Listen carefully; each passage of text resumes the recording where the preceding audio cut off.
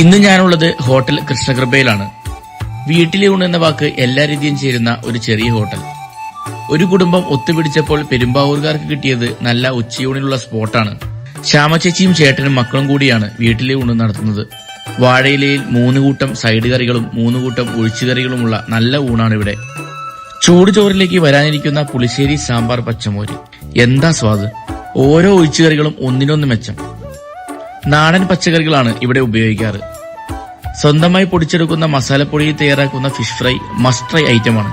ഈ beef fry നിങ്ങൾ നോക്കിക്കേ, ഇവനെ കണ്ടാൽ തന്നെ അറിയാം ഒരു കില്ലാടി ഐറ്റമാണെന്ന്. ഇതിൽ നിന്നും ഒരു കഷ്ണം എടുത്ത് ചോറിലേക്ക് വെച്ച് കഴിക്കണം. അതിന്റെ മസാല അടിപൊളിയാണ്.